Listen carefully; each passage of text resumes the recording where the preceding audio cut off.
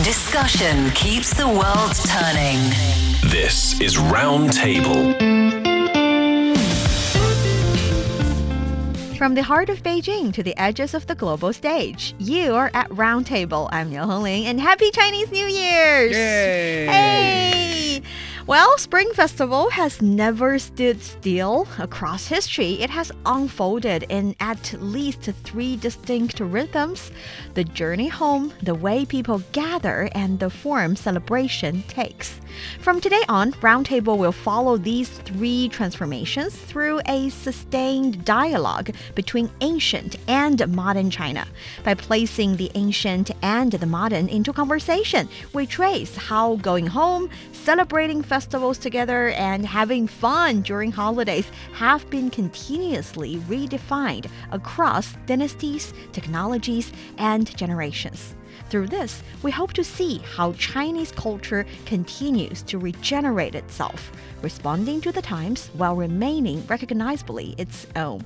For today's show, the focus is on the journey home, or in today's term, the Spring Festival travel rush.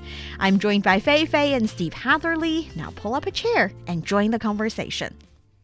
From Tang Dynasty officials requesting leave months in advance to today's travelers refreshing ticket apps at midnight, the journey home has always been less about distance than coordination.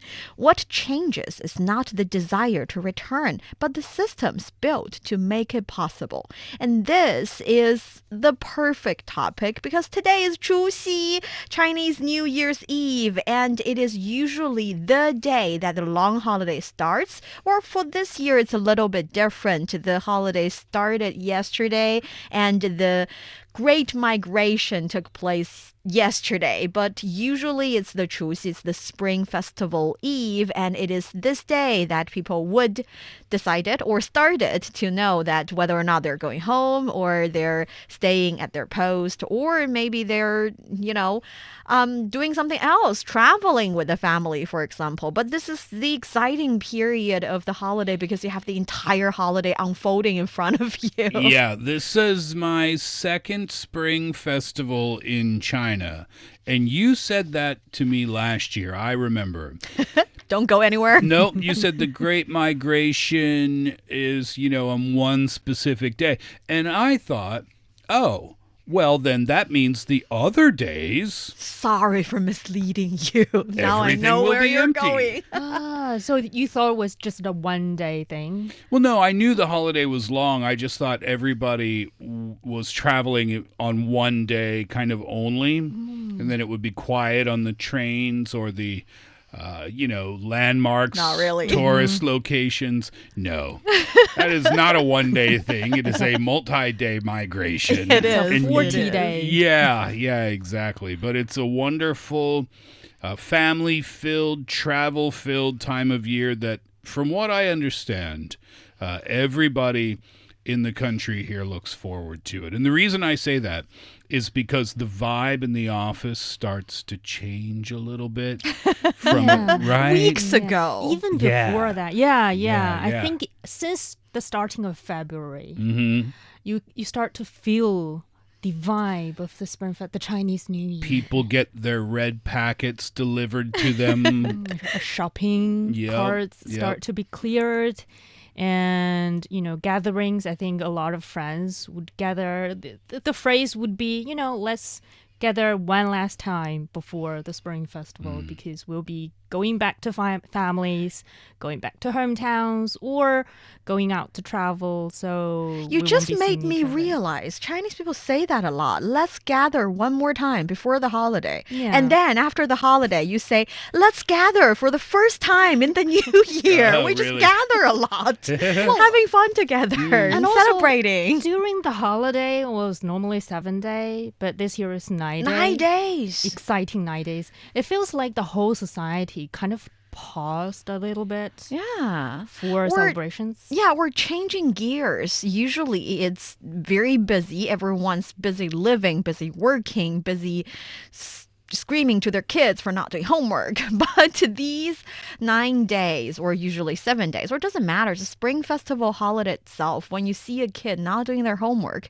it's kind of like, of course. 大过年的. Oh, you have never heard of this. 大过年 is kind of like, wow, it's the major holiday. You cannot shout to a kid for not doing their homework. It's their break time too. Exactly. So, but like I said earlier, we talked about the beginning of the holidays, usually the most fun and exciting one because you have the entire holiday away. It's a long one this year, but you said something already that I didn't know before, and it makes sense. It's just it never occurred to me. This goes back to the Tang Dynasty. Yes. Well, even more than that, because yes, for modern day time, we have a 7 or 9 or somewhere around that period long holiday. But Spring Festival or Chinese New Year has always been something very, very important to Chinese people. And for different dynasties, of course, the holiday takes different form and different length, yet it's usually quite long. And the people would spend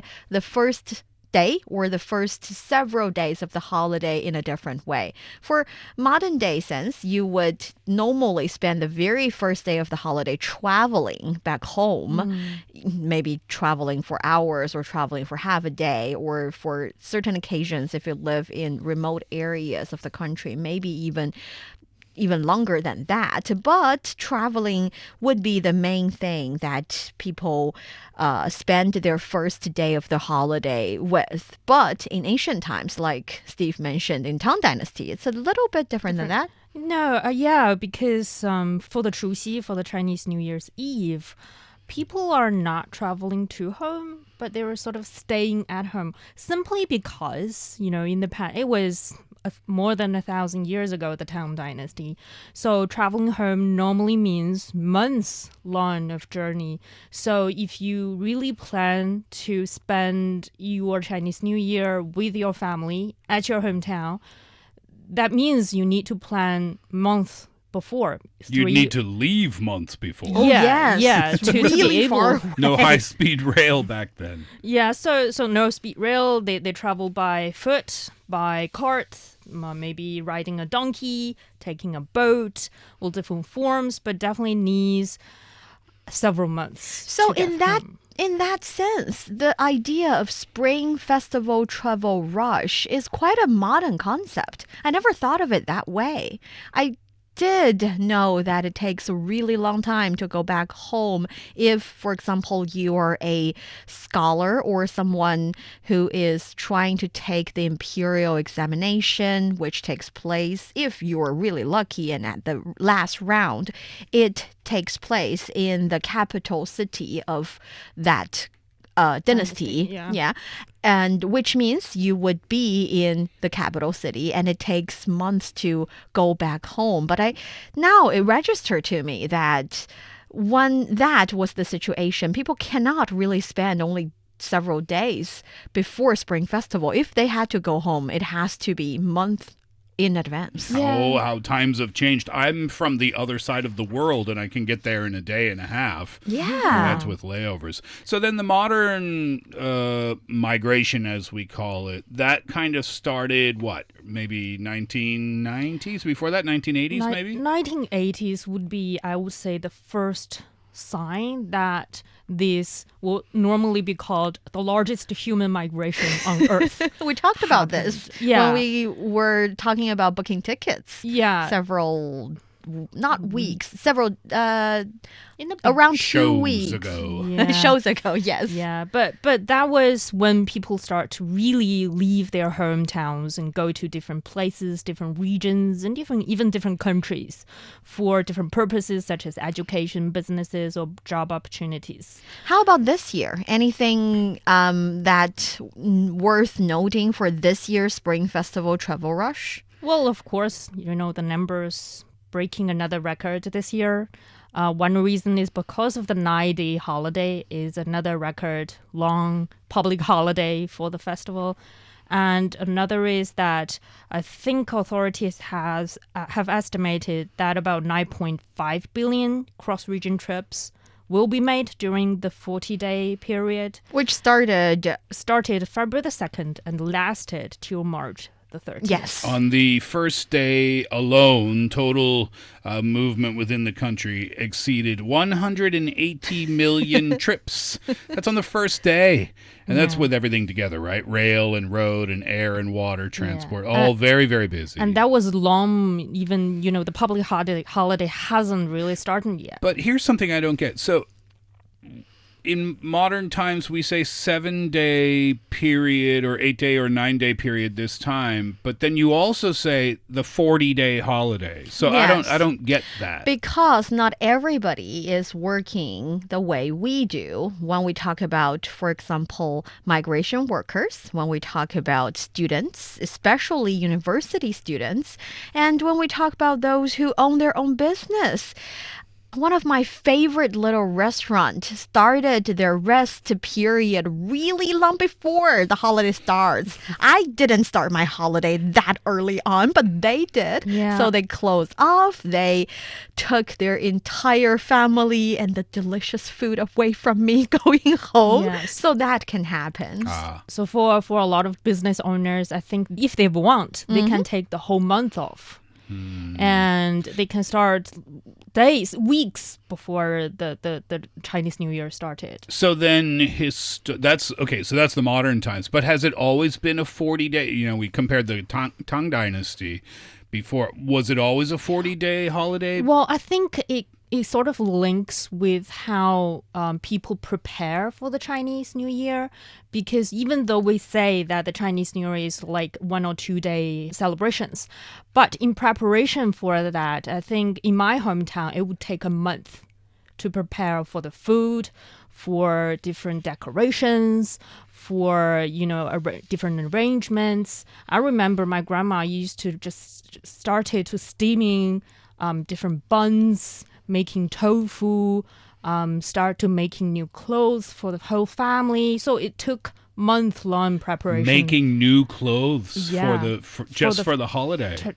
Because it's also one of the traditions that especially kids wear new clothes. When we on the were Chinese little, New Year. it was shopping for Yeah. the new year, But shopping for new clothes for the coming year. But when I was little, like 6-7 years old, my grandma would definitely make me a new set of clothes because that's cool. we were from very cold places and we need to wear really puffy clothes, and that normally means that's grandma made. So that's why when it comes to Chunyuan, for a lot of business owners and also migration workers, they live in the rural areas where traditions kind of live more in their old ways, and also they have more freedom. And now I understand why you love your black puffy jacket. It conjures memories of grandma making clothes for you. Lovely. And even when we're talking about Chunyun, the modern version of going home, the journey home, which is much shorter and much possible even within a 7-day holiday, we're still looking at years of transformation, years of upgrading in the infrastructure, and the fact that the experience has been improved drastically over the past several decades. Exactly. For example, how we buy tickets.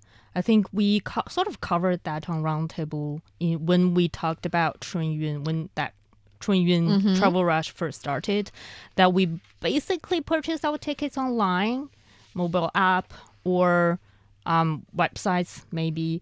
And if for really few people, they can go to the station and make the purchase themselves. But that would have been the norm at one time, because if you said this grand migration started in the 1980s, well, computers didn't come until much later for, everyday use at home. And then smartphones didn't come until much, much, much later.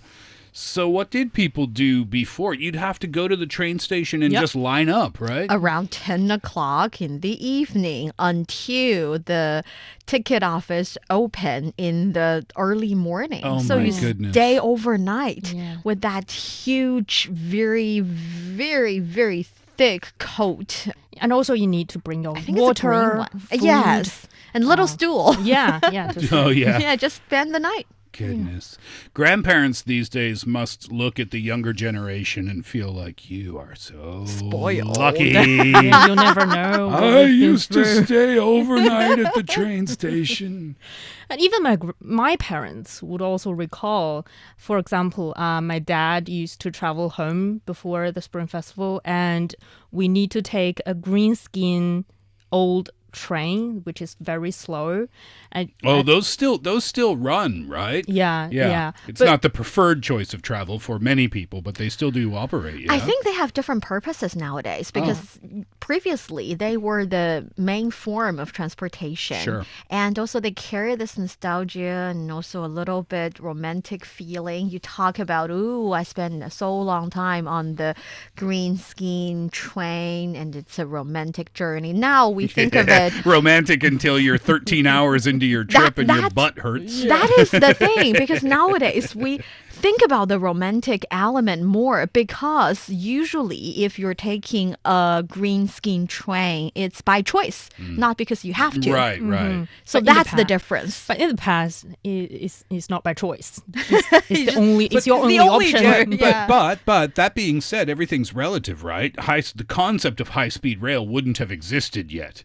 So therefore, that train would have seemed like and it was a much faster and the fastest Already, yes. option for people. Yes. So that would have seemed like a high-speed rail back then. Oh yeah, and at on that a certain time. time, yeah. Yeah, and on And also affordable. affordable, and during those time you would see the services on the train from a different way. For example, on the train staff would provide hot water with that pot, and they would provide instant noodle, and if they do that, if someone purchased an instant noodle, the entire carriage would have that instant noodle smell, and all of a sudden everyone would be hungry, would be eager to buy one. And they also sell different types of snacks. I think one of the most popular would be peanuts or sunflower seeds. And they also sell different types of, another product of several decades ago, paper newspapers and paper magazines, the physical copy of it, and would, again, no cell phone. So these entertainment would help you spend the time. What if this question still applies to today, I think. What if you don't get a ticket? Because I've tried to book through the apps on the phone during Spring Festival last year, and I was unlucky. I didn't get one. With 9.5 billion people making trips, there can't be enough tickets for everyone at the same time. So what do people do if you don't get lucky and get a ticket? Well, I think for now we have different options. If I didn't get a ticket, I can choose a flight or by bus, or if I'm lucky enough, I can drive myself. Okay. There's just different options back then. But back then, like in the 1990s or early 2000s, when flight tickets wasn't that affordable and most people didn't own a car, and your choices would be stuck between purchasing a very expensive train tickets through some illegal channel, or taking an even longer and even less comfortable buses ride home. For example, and also even for train themselves, we have gone through the time when a carriage designed to seat for over 100 passengers carry more than 200.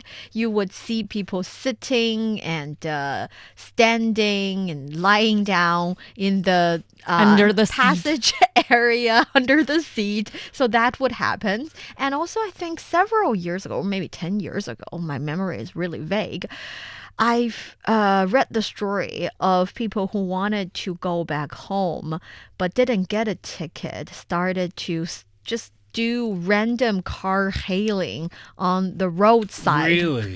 Yes. Sort of like hitchhiking. A little bit, yeah. And they would get help from passenger on the road and just stranger on the road, and occasionally they would even be helped by traffic police officers because it seems like a random and also dangerous choice if you're standing on the interject between a national road, a highway, or a provincial ones when one is really fast. So sometimes local traffic police officers would help them home a little bit. Yeah. And also that reminds me, I think this is also precisely because of the reason that a lot of the times carriages need to carry more than they designed. They start to launch a no-seat ticket. So for people who really need to go home and they weren't able to buy a ticket. Standing only? Yeah, you can buy a no-seat ticket. Even today on some of the high-speed rails, you can still buy a no-seat ticket. Yep. That doesn't mean you need to stand all through your journey. It's just you need to find wherever a vacant seat is available and you can sit there until the next passenger come. This makes me feel for those who are living in the times of no high-speed rail. And I think I vaguely remember there was this Tang or Sui dynasty poet. He wrote about spring has come, but I have been away from home for 2 years. And another Tang poet stuck on a boat just before New Year's looked at the river, the sky, and the lonely geese and realized that he would be celebrating far from home. And with modern day transportation system, that would never happen like that in a large scale. Was the Tang Dynasty poetry always romantic in that sense, or was there just at least one angry poet who was like, I've been on this boat for a week and I am sick of it. If I see any more water, I swear to God. Like any poetry like that? I don't think so. Remember. But since you mentioned water, traveling by water in ancient China was relatively cheap because it was slow and you would stay on the boat for longer days, not like today. But still, we're happy because now we'd be able to go home in a much, much faster manner and much comfortable manner, which means we would be able to celebrate the first days of the holiday at home or at least preparing for the holiday, not just on the road. So what would people usually do, or what would people in ancient days usually do during the very first day of the Spring Festival holiday? Well, it depends on what title or what positions you hold. If you are a government official, that means they have this ritual called sealing the seals. 封印. That basically means the official government stamps that used to signify the source of their power were locked away in a box for a certain period of time. And during this period, during the Fengyin period, no sentences would be given out, would be passed, and no orders would be given. So no work. No work at all. But for officials, that doesn't mean holiday. They doesn't mean even though their seals were locked away, they still need to stay on their posts. Oh, really? Yeah, so most of the time, in most of the dynasties in ancient China, especially for senior officials, they need to stay on the post, so no family reunions back at home. How about in the Western culture when it comes to, for example, Christmas?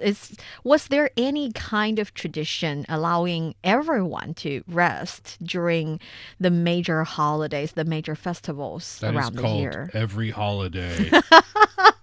Really? Our seals were unstamped or whatever you just said. No, we can't compare, I don't think. No, there's nothing really to compare. The only thing that I can say, and I think when people ask me about Spring Festival and I try to explain its importance, basically what I say to my Western friends is it's like Christmas for us. Like this is the one. This is the big one. Like when the calendar rolls over from December 31st to January 1st, yep, there are some celebrations and things like that. But when it comes to the major celebration, then this is the big one, I think. Yes, because when Fei Fei mentioned sealing the seal, I realized that a lot of people from ancient days to modern days, a lot of professions, to be more precise, would seal something. For example, if you're an accountant, you would seal the book. Like we call it 封账. It means that it's the end of the year. I have done all of the arrangement and summarizing and calculating my entire year's every spending and every income, and it's time to put an end to it. And the starting next year, I would start a new book, and the new book is for the new year. And for performers, for example, you know, China has a traditional entertainment that is called 相声 crosstalk. It's two people. It's kind of like a two people comedy in the form of two people talking to each other one-on-one, and they would 封箱. That is, they on top of some other performers, they have sometimes a lot of different performing equipment and tools and everything, and by approaching the end of the year, they would put all of these stuff in a box and close that box, seal the box, and take the box somewhere or just take it home. And starting next year, they would open the box. And for the very first performance for that entire performing group, they would call it a open box performance, whereas the last one, they call it seal the box performance. I see. So we do put a pause on the holiday because of the holiday. But at the same time, like your observation, quite shrewd, also many people in different industries here in China, they would skip the holiday and they would continue working. I mean, it's you make that choice, I guess. If you want to keep your business open, there's the opportunity for more business than normal because everywhere else is probably closed. Yeah, but on the other side, for example, when it comes to the running, the operation of the society, for example, health workers, police officers, and also workers working along the transport system. Yeah, we are able to move because they're still working. If they just put a stop on it, no one moves, no travel rush at all. And also, I don't know if many people thought about this. A lot of the basic services we enjoy in cities, like cleaning, trash sorting and collecting, they are also working during the holidays so that our feasts, the waste from our feasts, from our celebrations won't be piling up downstairs and just left on the streets. Someone is working around the clock to collect them, to make sure the city is still running. And in recent years, we can even get food delivery service during major holidays. Always feel a little guilty and very thankful. Very thankful. And that is why during holiday period of time on different media outlets, you would see the kind of news stories, news reports on those who are still on their posts, still providing their services, and still helping us spending a really, really happy holiday.